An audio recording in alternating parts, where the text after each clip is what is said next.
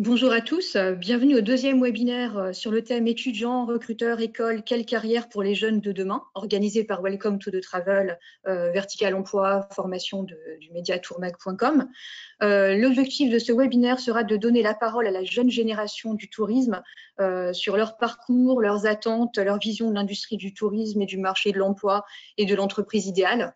Alors, les intervenants qui sont parmi nous aujourd'hui, donc au niveau des étudiants et de leurs tuteurs, nous avons Issa Dia, étudiant en première année d'MBA Tourisme à l'EFHT, en alternance chez Super Tripper, donc qui est une agence de voyage d'affaires nouvelle génération, qui sera accompagnée de son tuteur Maxime Piala.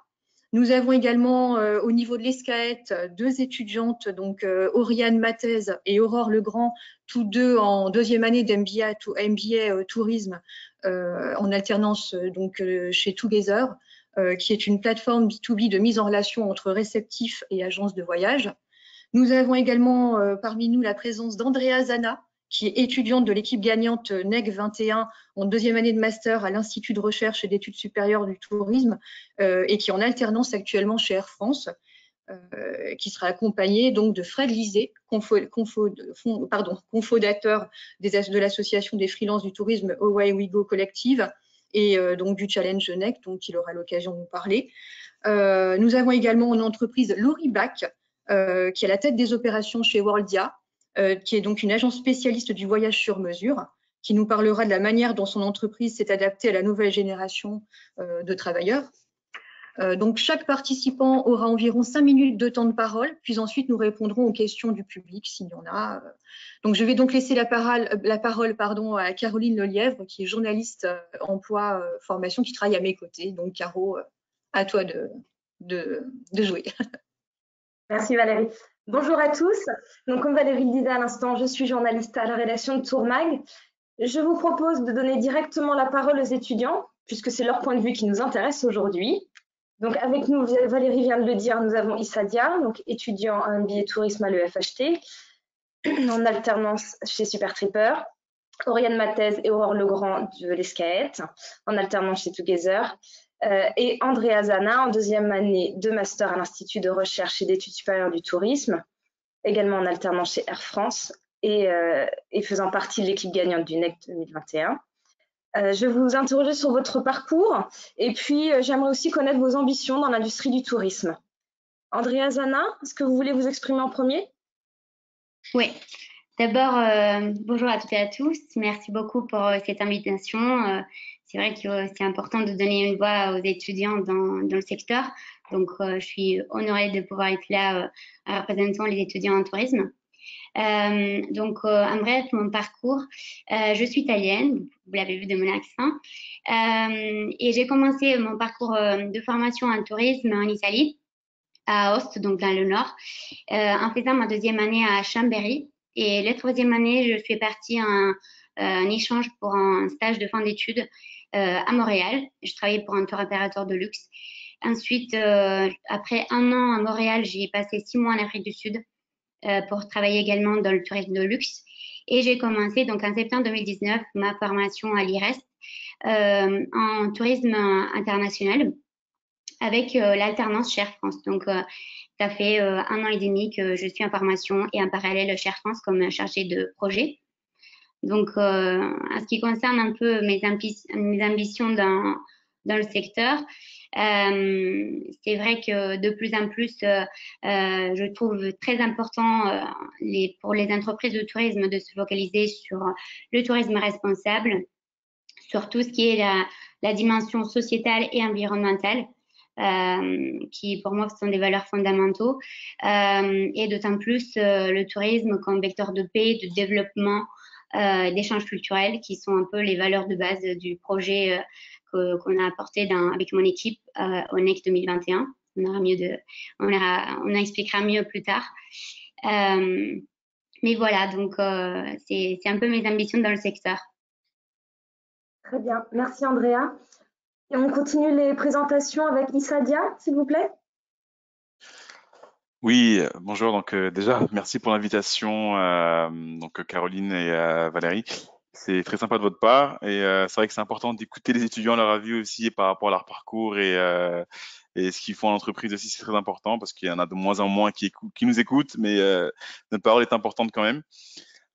Pour ma part, j'ai commencé avec un BTS tourisme, donc dans un lycée hôtelier, donc j'étais en initiale. Et ensuite, j'ai fait une année de césure pour travailler à gauche à droite dans le prêt-à-porter parce que c'était des secteurs que je voulais tenter en fait une expérience là-dedans parce que j'aimais bien le côté service client, le côté aussi de la mode aussi, ça me plaisait beaucoup, donc je voulais tenter un peu un petit challenge. Et ça m'a fait gagner de l'expérience qui m'a permis aujourd'hui d'intégrer une école qui est le FHT. Ensuite, le FHT m'a aidé à trouver une alternance justement avec Super Tripper et grâce à l'expérience que j'ai eue avec le prêt-à-porter, ça m'a un peu aidé à prendre de l'assurance en moi et d'avoir aussi un bagage pour pouvoir passer des entretiens parce qu'avant ça, j'avais pas d'expérience dans le domaine du travail. Donc, ça m'a aussi aidé à passer des entretiens. Et aujourd'hui, j'ai enchaîné avec un bachelor et ensuite là aujourd'hui, je suis en master en MBA tourisme en première année et toujours chez Super Tripper. Donc c'est une boîte qui m'apporte beaucoup et je suis lié avec eux jusqu'à l'année prochaine. Voilà. Très bien. Et vos ambitions au sein de l'industrie, s'il vous plaît? Pour moi, je suis dans le tourisme parce que c'est un secteur qui a un large panel de possibilités d'évolution, hein. Donc, il y a plein de postes qu'on peut occuper. On peut se reconvertir facilement. Donc, moi, j'ai pas hésité à prendre ce secteur tout de suite. On peut notamment faire des métiers divers à gauche à droite juste en changeant de casquette. Et donc c'est ça aussi le point qui m'a fait aller dans ce secteur-là. Et le côté service client, le côté accueil, donc c'est tout un enthousiasme en fait qui m'a permis d'aimer ces secteurs en fait. D'accord. Pas de projet précis pour le moment, donc. Pas de projet précis pour le moment, mais je compte quand même prendre de la maturité dans le secteur du voyage d'affaires pour avoir un bon bagage aussi là aussi. Et ensuite, pourquoi pas, développer une activité touristique à mon propre compte. Très bien. Merci. Oriane Matel, est-ce que vous voulez continuer, s'il vous plaît? Oui, avec plaisir. Tout d'abord, merci. Je vais me répéter un peu ce qu'ont dit les autres étudiants, mais merci beaucoup pour l'invitation. Moi, j'ai un parcours un peu différent parce que je viens pas du tout du monde du tourisme de base. J'ai fait une double licence LEA et relations internationales. De base, je voulais plutôt faire de la diplomatie. Et après, j'ai fait un master en communication que j'ai pas continué et je suis arrivée à l'Escalette en MBA 1 et donc en MBA tourisme. Et là, je suis en deuxième année de MBA en stage de fin d'études chez Together avec Aurore et Thomas et Fabrice. Et voilà, on finit notre stage de fin d'études en août et on va arriver sur le marché du travail en septembre, normalement. Comment tu envisages la suite? Stressée, enfin Plus pour le moment? on sait pas, c'est peut-être pas la question tout de suite, mais c'était plutôt les Une envie peut-être? Pardon? Une envie peut-être? Moi, plutôt une envie d'entrepreneuriat. Pas de projet en particulier, mais c'est vrai que je viens d'une famille d'entrepreneurs, donc pour moi, ça me semble être la voie la plus intéressante et ce qui me donne envie et ce qui m'a donné envie d'être en stage aussi chez Together. Mais c'est compliqué à l'heure actuelle de se projeter dans un projet à 24 ans sans expérience. Donc pour l'instant, je sais pas trop. Je vais voir les opportunités qui s'ouvrent à moi. Très bien, merci. Aurore Legrand, je vous laisse continuer. Oui, bonjour à tous. À nouveau, merci pour l'invitation. Concernant mon parcours, j'ai fait un peu le même parcours qu'Oriane. Moi, j'ai commencé par une licence en langue. Après, j'ai bifurqué un petit peu j'ai arrêté en fait, j'ai fini ma licence. Je suis partie voyager, donc j'ai fait une césure de 3 ans où je suis partie voyager, j'ai travaillé. Et ensuite, j'ai voulu reprendre les études, donc j'ai repris un master dans le tourisme. Comme Oriane l'a dit, du coup, on est en train de terminer ce master par ce stage de fin d'études. Dont on s'éclate et on fait un max des choses, donc c'est cool. Et voilà, et après, concernant les ambitions dans le tourisme, c'est vrai que comme l'a dit Oriane, je pense que pour l'instant, c'est un peu difficile de se projeter, nous, en tant qu'étudiants. on est dans un secteur qui, pour l'instant, évolue beaucoup. Il y a beaucoup de changements. Donc, c'est difficile de projeter. Par contre, je rejoins Andrea sur le fait que la durabilité, c'est quelque chose qui commence à être très important pour nous, les étudiants. Je parle en globalité. Et donc, forcément, on cherche à s'orienter aussi là-dedans et à faire bouger les choses si on peut, quoi. D'accord. Voilà. Et est-ce que la crise sanitaire a fait évoluer votre vision et vos ambitions par la même occasion dans l'industrie du tourisme? La vision, est-ce qu'elle a évolué? Je ne sais pas si elle a vraiment évolué. Je pense qu'en tout cas, c'est plutôt des rencontres qui nous ont fait évoluer la vision des choses. Enfin, je sais qu'on a fait la rencontre justement de Together via notre master et là, on a pu apprendre un maximum de choses, notamment sur la durabilité, la transition. Donc c'est là, je pense que notre vision des choses personnellement a évolué et après, c'est à ce moment-là qu'on se pose des questions, quoi. Et puis la crise, oui, la crise a forcément fait. En tout cas, on se pose des questions sur notre avenir. C'est plus ce niveau-là, quoi, au niveau de la crise. Sur la capacité justement à entreprendre dans l'industrie? Sur la capacité à savoir comment on va arriver sur le marché, qu'est-ce qu'on va faire exactement, parce qu'on avait plus ou moins des envies et peut-être que ces envies seront modifiées, parce qu'on n'a peut-être pas forcément les mêmes selon ce qu'on nous propose. Ça vous a pas découragé? Non, pour l'instant, non. Toujours Très envie bien. de bosser dans le tourisme. Très bien. Même question pour vous, Oriane Mathès. Est-ce que la crise a fait évoluer vos ambitions? C'est compliqué parce que, en fait, je pense on a vécu vraiment la crise entre notre MBA 1 et MBA 2. Moi qui n'avais jamais fait de tourisme avant, je connaissais pas l'industrie avant, vraiment. Donc, j'ai vu l'industrie évoluer au même moment où moi, j'ai évolué sur mon projet professionnel. Donc, je dirais que je me suis plus adaptée et que j'ai fait avec. Je n'avais pas des ambitions avant et des ambitions après. J'ai juste adapté mes plans et changé ma façon d'envisager mon avenir, mais pas de. J'ai oublié, pardon, la question principale Non, qui voilà, était. savoir si la crise avait modifié vos ambitions. Si ça avait douché vos espoirs d'entreprendre, par exemple.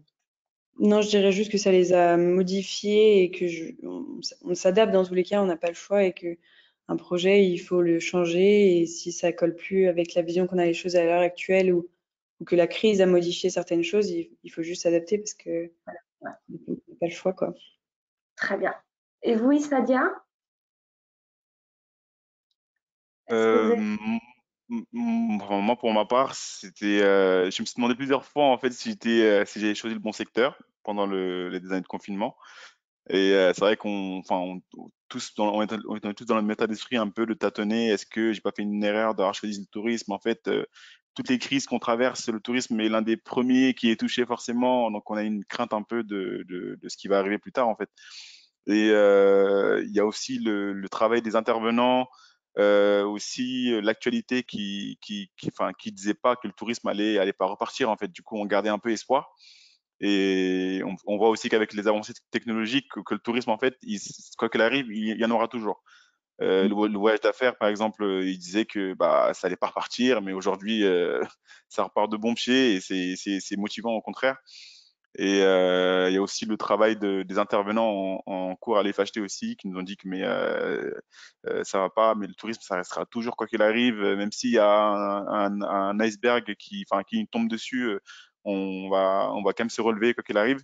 Et ça aussi, ça joue son gros rôle sur notre motivation en fait à vouloir continuer dans ce secteur. Pour ma part, il y a eu une certaine peur, mais il y a une motivation aussi derrière. Okay, très bien. Andrea Zana, je vous donne la parole. Oui, je rejoins Isadia là où en fait je trouve que le tourisme depuis la pandémie a fait preuve de résilience dans le sens que il y a des hôtels qu'on a vu se reconvertir en centre pour accueillir des infectés Covid ou encore pour ma part pour Air France il y a C'est vrai que beaucoup de vols étaient cloués au sol, mais que il y avait beaucoup de cargos qui ont été gardés pour transporter le matériel sanitaire, par exemple. Donc, on a vu aussi beaucoup de choses se passer, par exemple la création de Respire, l'association Respire. Donc, beaucoup de réflexions. Je trouve que ça a été aussi une période un peu introspective pour se poser des questions sur des valeurs, sur ce qu'on voulait faire vraiment après.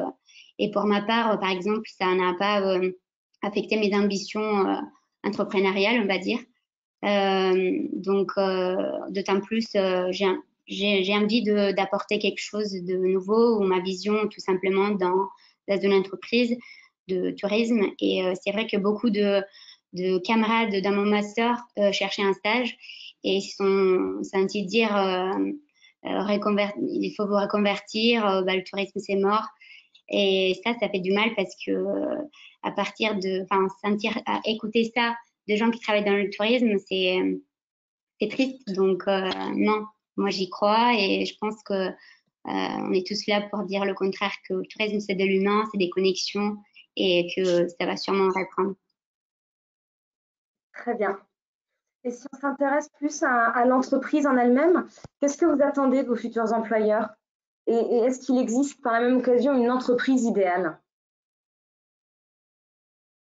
Toujours moi? Oui, allez-y, si ça vous convient. Ok. Ouais, bien sûr. Alors, je ne pense pas que ça existe une entreprise idéale, mais dans l'idéal, il faut faire un métier qui nous plaît beaucoup, que ce soit le tourisme ou pas, qui nous passionne et dont on a envie de se lever le matin et se dire, OK, je vais au travail, je suis motivée, je suis passionnée par ce que je fais. Et ça rejoint un peu ce que je disais tout à l'heure, un métier qui nous correspond en termes de valeurs. Je pense que notre génération, à différence peut-être de générations passées, n'a pas envie de travailler juste pour travailler, mais envie aussi de faire quelque chose qui apporte, qui correspond à ses valeurs et qui apporte une touche supplémentaire.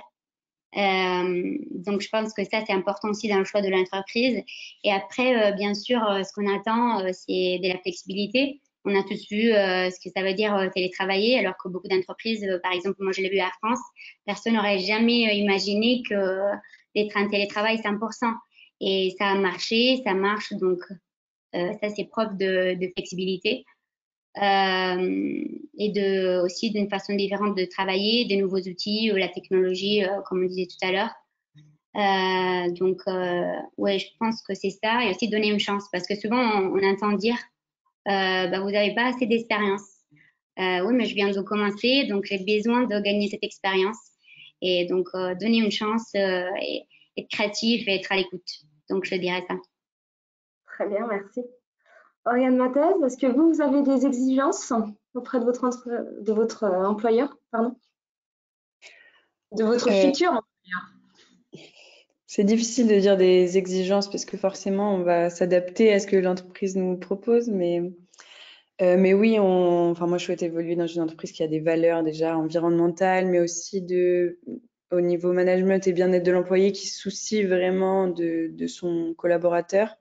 Moi, c'est très important qu'il y ait une relation humaine derrière et qu'on ne soit pas juste traité comme n'importe quel employé ou collaborateur. Mais aussi pour des valeurs environnementales, je pense qu'aujourd'hui, plus beaucoup de jeunes de notre âge ont envie de s'engager dans une entreprise qui fait n'importe quoi avec la planète, surtout dans le tourisme.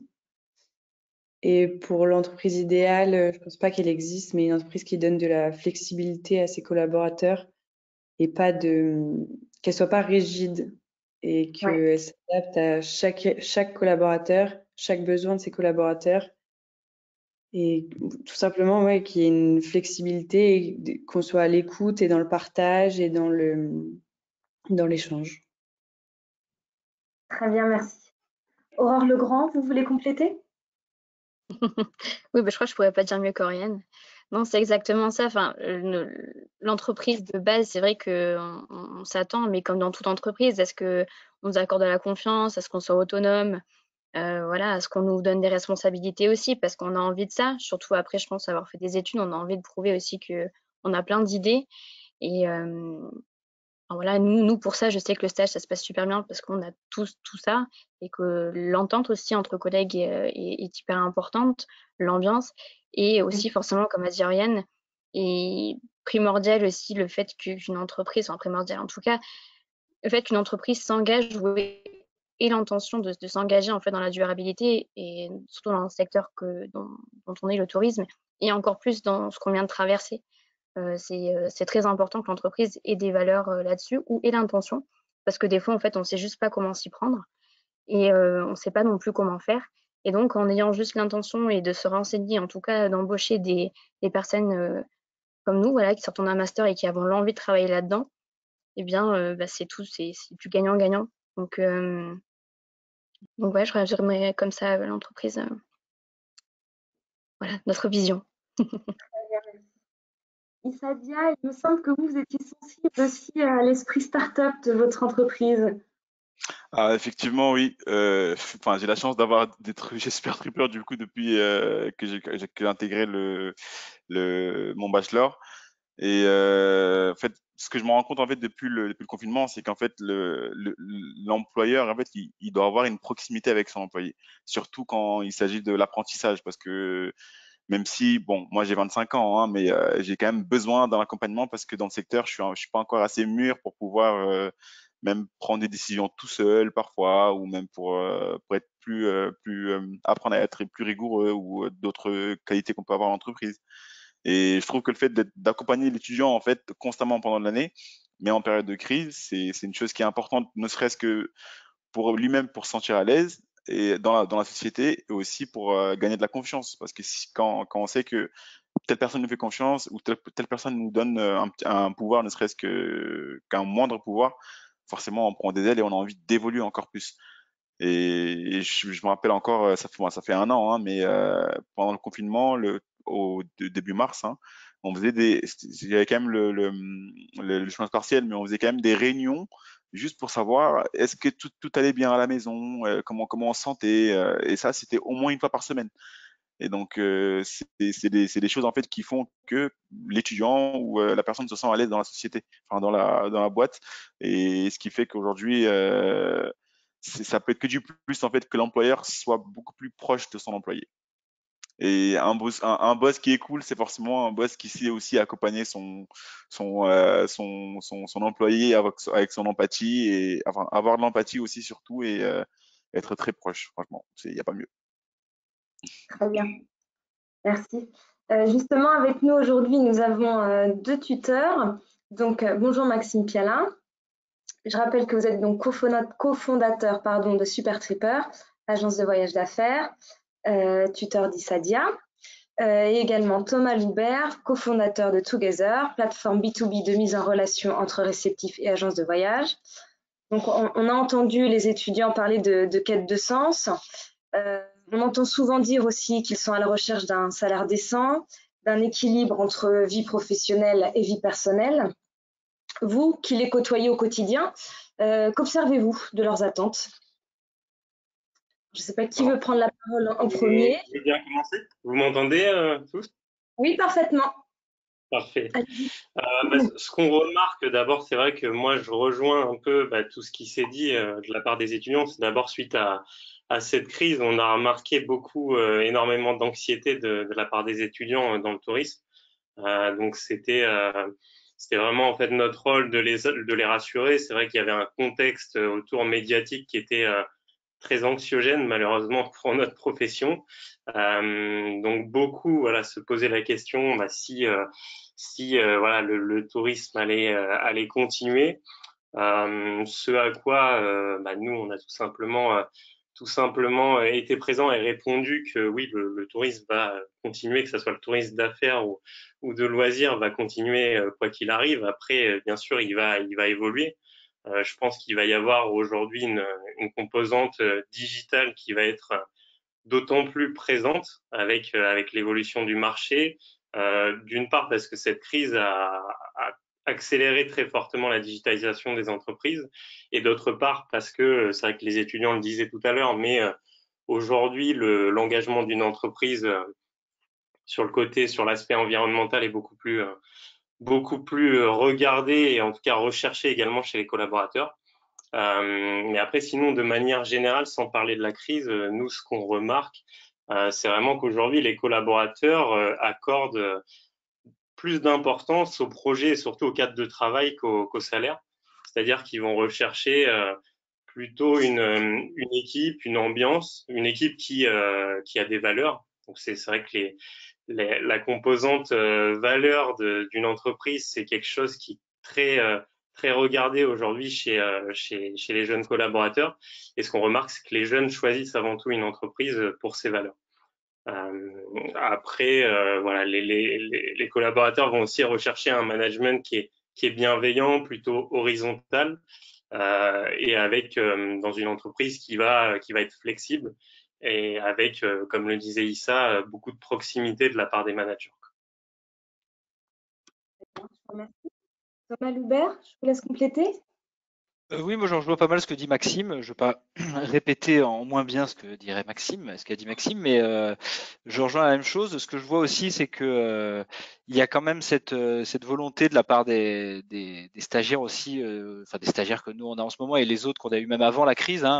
C'est la volonté de continuer à apprendre en fait. Le stage est une continuité de l'apprentissage et c'est la volonté d'apprendre sur le terrain réellement comment est la vie d'une entreprise, comment se montent des projets, comment se monte une société. Nous, on fait des réunions tous les jours avec des double A, avec Oriane et Aurore. Tous les matins, on a une réunion avec elles et on les fait participer à tous les projets qu'on essaie d'imaginer, de monter, etc. Même si, et leurs idées en plus sont très riches et nous apportent énormément, mais en plus, je crois qu'elles apprennent, enfin j'espère en tout cas, qu'elles apprennent beaucoup sur comment on monte un projet, comment on peut potentiellement monter une entreprise, comment ça fonctionne, etc. Je crois qu'il y a une volonté de plus en plus, alors le mot est fort, mais je crois qu'il y a une volonté de plus en plus de la part des collaborateurs de faire un peu de l'intrapreneuriat, c'est-à-dire de pouvoir monter des projets ou même des entreprises à l'intérieur et dans le confort d'une société. J'ai la sensation que ça plaît beaucoup. En tout cas, nous, les stagiaires qu'on a eus aimaient beaucoup cette partie-là, qu'on les fasse, qu'ils prennent part et qu'ils puissent monter un projet en interne de Together. Je crois que ça leur plaisait beaucoup. Et après, l'autre pan qui arrive de plus en plus là et que nous on voit arriver clairement, c'est la volonté d'être dans des entreprises qui vont donner du sens et qui vont tenter de pas changer le monde, mais en tout cas qui ont un rôle un peu bienveillant dans le changement de paradigme dans lequel on est, quoi, et qui essayent de faire évoluer les choses. J'ai l'impression que pour les futurs salariés que vous êtes tous, c'est quelque chose qui est très important. On va dans une société maintenant qui a du sens et qui veut jouer un rôle. Voilà. Et je crois que ça, c'est quelque chose d'important. Très bien, merci. Laurie Bach, je vous ai vu acquiescer. Vous êtes à la tête des opérations chez Worldia, agence spécialiste du voyage sur mesure. Pardon. Comment vous êtes-vous adapté à cette nouvelle génération de travailleurs? Déjà, merci Caroline et Valérie pour l'invitation. Moi, je suis ravie de pouvoir être là avec les étudiants et les étudiantes. Et ravie d'entendre aussi vos parcours et vos ambitions dans le tourisme. Alors nous, on a toujours travaillé beaucoup avec des stagiaires et des étudiants. On travaille beaucoup avec le FHT notamment. On a toujours eu aussi cette volonté d'accompagner des étudiants ou des jeunes actifs qui arrivent sur le marché du travail et les faire grandir. Et c'est pour ça que j'acquiesçais à ce que disait Thomas sur l'entrepreneuriat. En fait, c'est vrai que nous, cette crise, elle a eu la vertu de nous faire nous introspecter. C'est aussi, je sais plus qui disait ça, Andrea, je crois, de nous faire réfléchir à nos pratiques, à comment on faisait les choses, que ce soit sur la flexibilité, sur le télétravail, mais aussi sur nos pratiques de travail en interne. Ça nous a permis aussi, on a eu plus le temps, donc ça nous a permis aussi de développer le fait de donner des projets, de confier des projets en interne à certaines personnes qui en avaient l'envie, de prendre des initiatives, de travailler sur quelque chose de A à Z, qu'on leur fasse confiance, qu'on les accompagne, qu'ils puissent évoluer, grandir, apprendre des choses, puisque la gestion de projet, Ça dépend des parcours. Sur des gens qui viennent de BTS, par exemple, ils n'ont pas forcément eu l'occasion d'en faire. Peut-être que vous, en MBA, un petit peu plus. Mais c'est vrai que du coup, on voit qu'il y a toujours cette envie d'apprendre. On voit aussi qu'il y a un amour du tourisme et une envie de travailler dans le tourisme qui est très forte. Moi, j'ai fait passer des entretiens récemment de personnes qui sont arrivées sur le marché du travail cette année ou l'année dernière, qui ont été obligées de prendre un job un petit peu dans un autre secteur en attendant, mais qui, à la première occasion de pouvoir travailler dans le tourisme, on se tait dessus en disant maintenant, moi, je me vois travailler dans le tourisme, j'ai envie d'être dans cette branche-là, c'est ça qui me plaît. Donc, ça, c'est super agréable à entendre. Et nous, du coup, on s'est adapté justement avec ce mode un petit peu gestion de projet. Moi, j'ai beaucoup travaillé avec ça sur une équipe de 23 personnes. J'en ai presque la moitié maintenant à qui on a confié des projets, qui ont mené à bien des projets pendant cette crise. Et j'ai envie qu'on continue de travailler de cette façon-là parce que ça permet aussi aux gens comme dit, d'apprendre et de devenir plus autonomes. Et puis, en termes de flexibilité, c'est vrai que nous, on a un petit peu commencé à mettre en place une organisation plus flexible et hybride en termes de télétravail et de présentiel.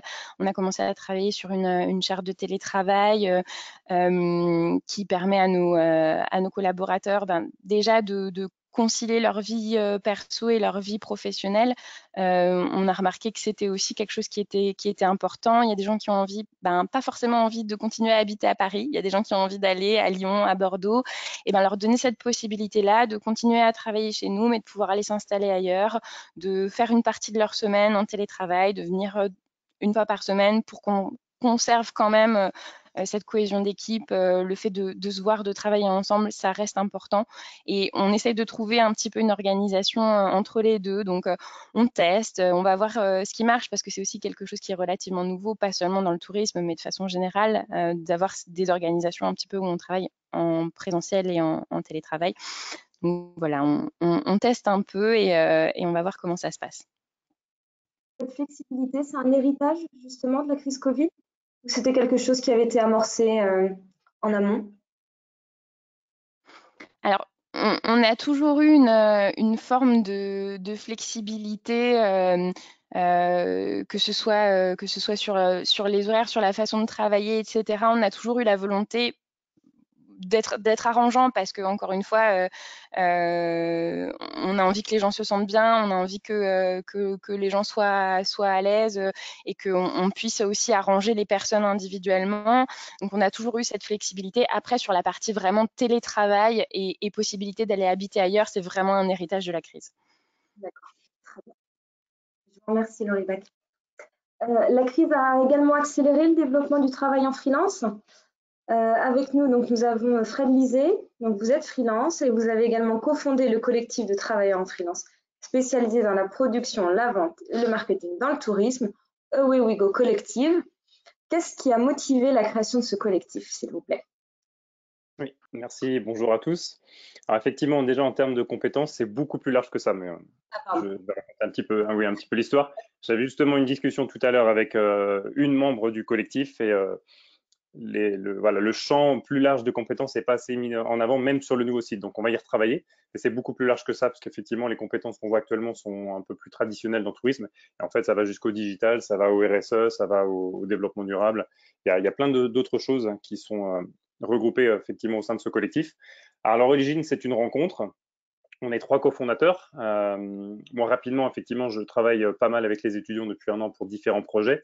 Il y a un autre sujet qui est effectivement le NEC, mais par rapport au collectif, c'était ces 3 personnes qui effectivement ont eu cette idée. Alors c'est surtout Olivier Charme et Chloé, ma femme, qui avaient travaillé ensemble chez Copines de Voyage, qui ont eu cette idée de se réunir. À l'origine, on était tous les 3 en freelance parce qu'on avait gagné un certain niveau d'expertise et surtout développé un gros réseau. Et puis, c'était effectivement ce besoin de se réunir, d'avoir une présence plus importante regroupée.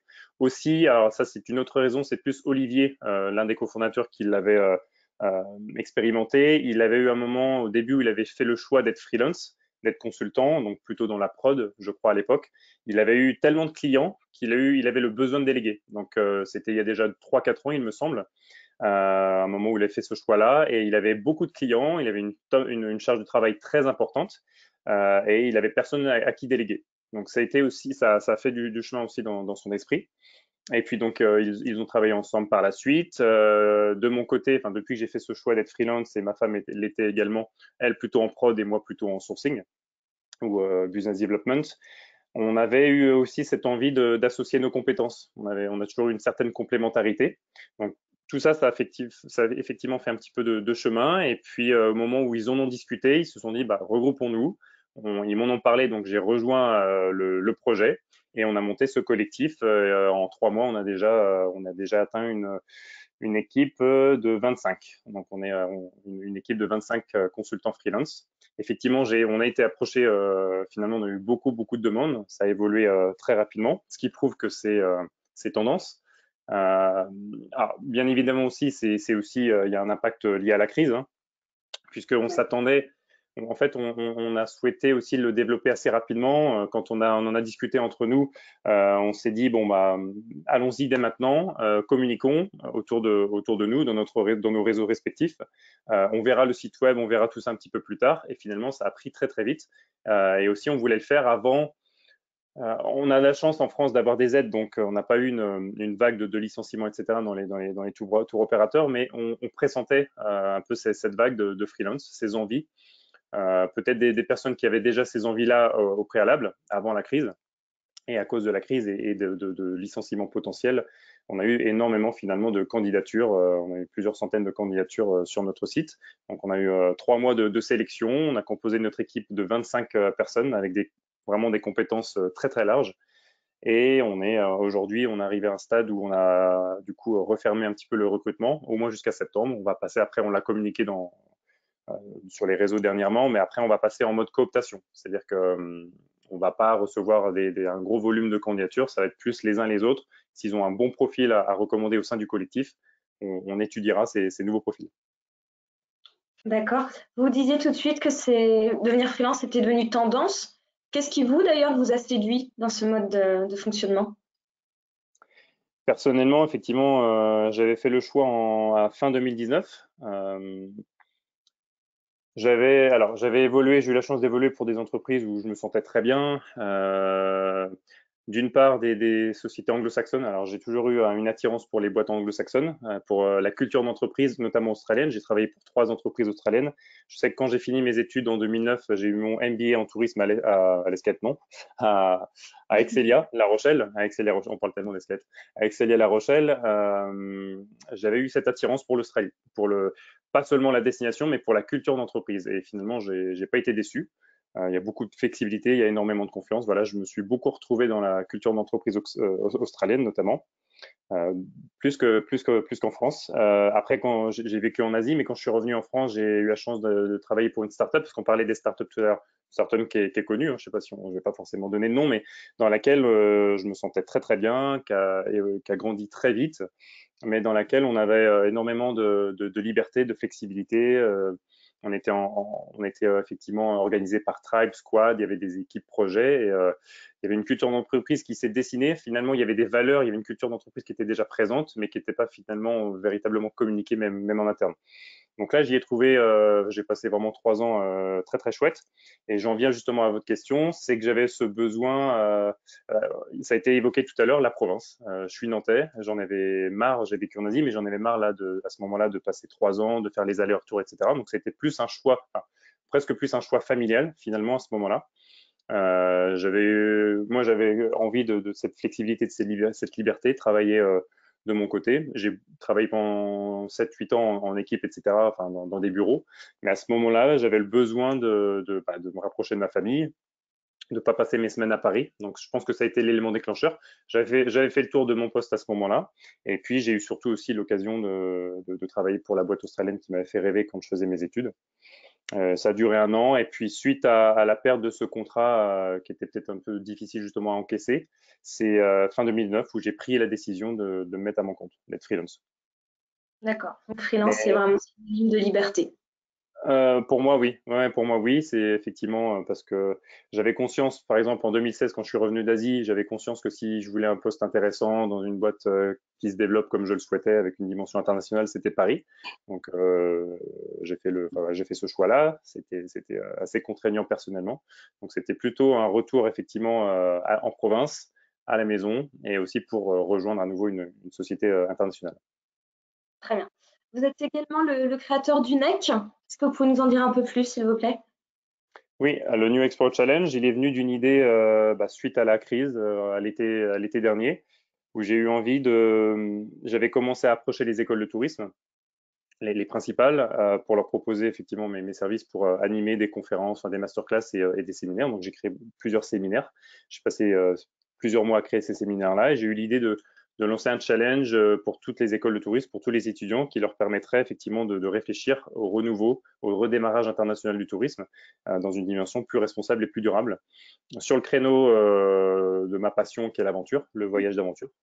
Et finalement, ça a bien fonctionné. Mais le but aussi était finalement, dans une période compliquée, c'est pour ça que c'était challenging, c'était un pari, c'était de rapprocher la communauté étudiante des pros en place. Peut-être aussi un peu pour les rassurer, donc pour les faire réfléchir, mais aussi pour les rassurer, d'où l'organisation d'animations sur les réseaux sociaux, etc., pour donner la parole aux étudiants, mais aussi de les rapprocher du monde professionnel. Très bien. Alors justement, Andrea Zana a participé et même remporté ce challenge. Est-ce que vous pouvez nous parler de votre expérience avec le NEC, s'il vous plaît? Ouais. En fait, j'ai rencontré Fred dans l'idée un peu quand le NEC était encore en brainstorming. Et ensuite, donc c'était fin septembre.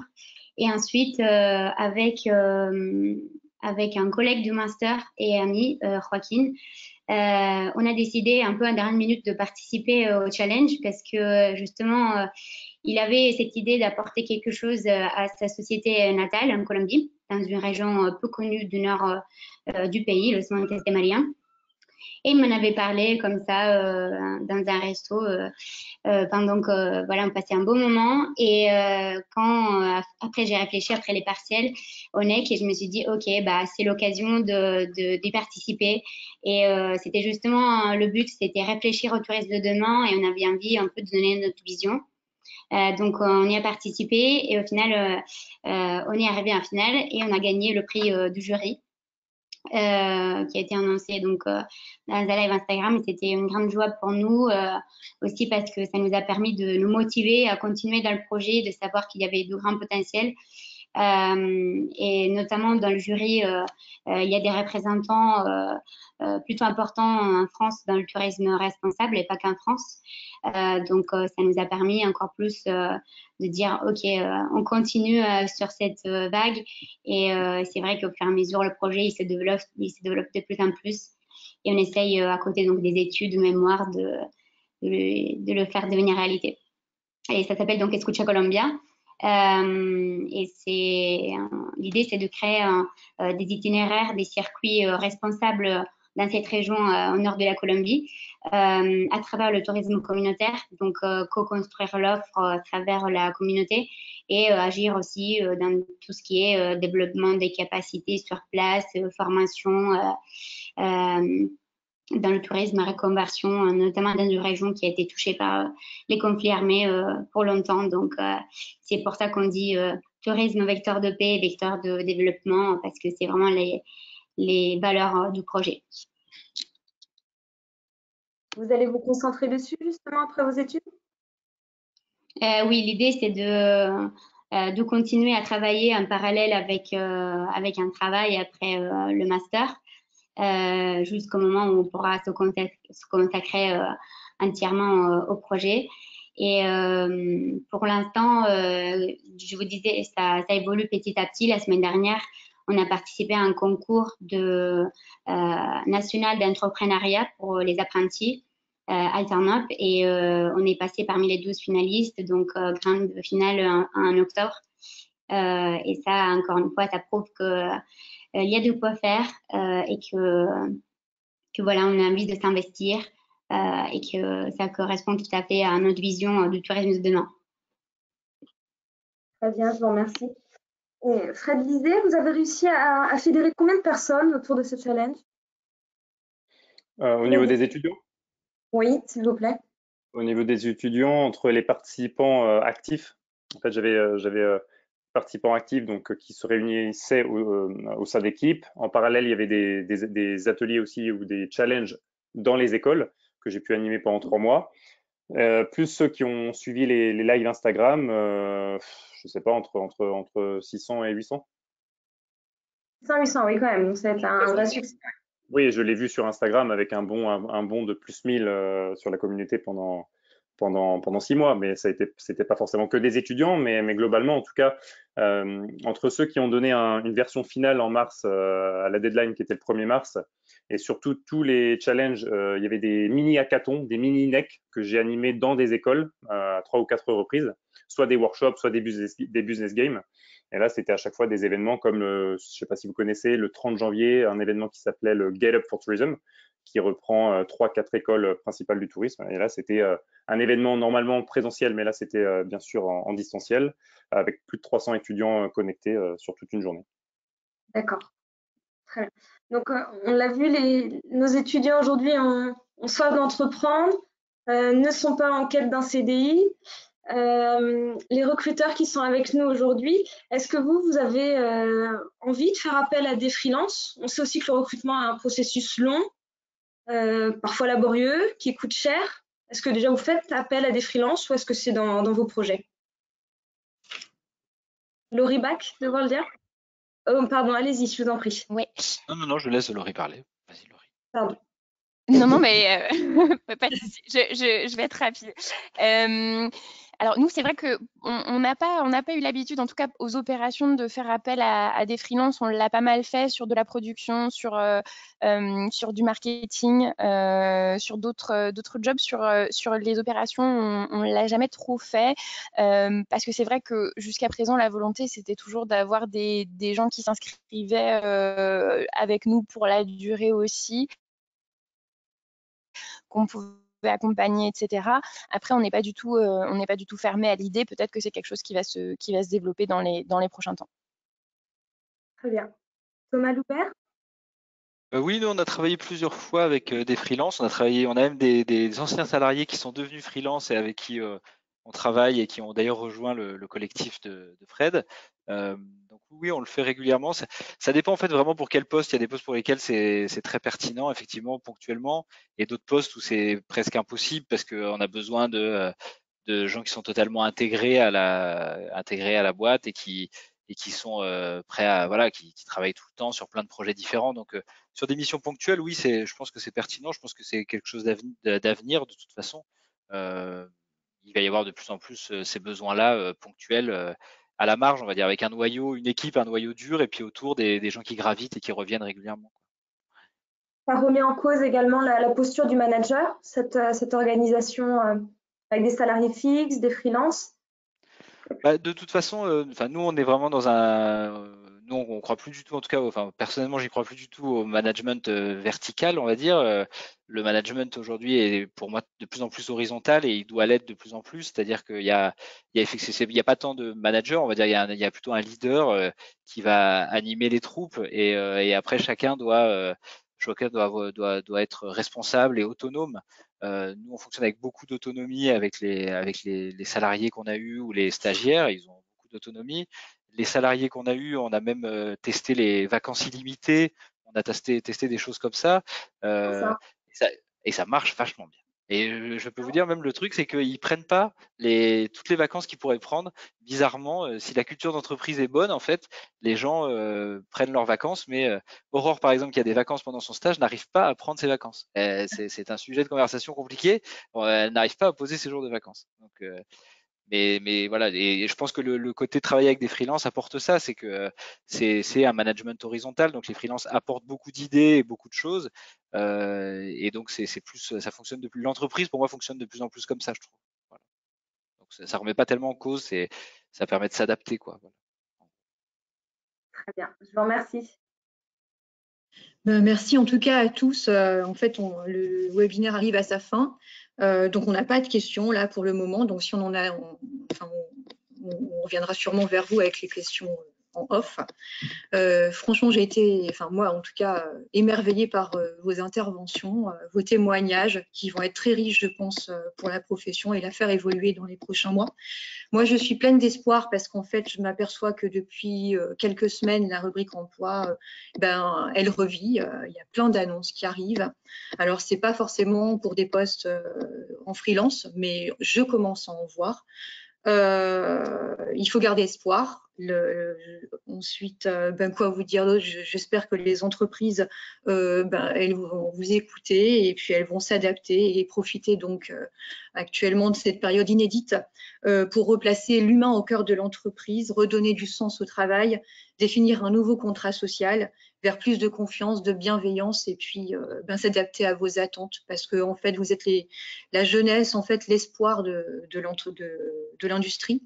Vous allez être les futurs piliers de cette industrie et franchement vous avez un rôle à jouer pour la faire évoluer. Et moi je vous dis gardez espoir. Le tourisme fonctionnera, à de l'avenir, je peux vous le dire. Et parce que je suis en contact permanent avec les recruteurs et les dirigeants. Et donc, battez-vous et continuez à vous battre. Voilà. Merci à vous tous. Et puis, surtout aussi aux tuteurs qui sont là pour vous faire évoluer et aux entreprises qui essayent de s'adapter et de faire avancer les choses. Merci à tous. Et puis, à très bientôt dans d'autres webinaires. Voilà. Merci beaucoup. Merci. Au revoir. Merci. Merci. Au revoir. Au revoir. Au revoir. Au revoir. Ouais.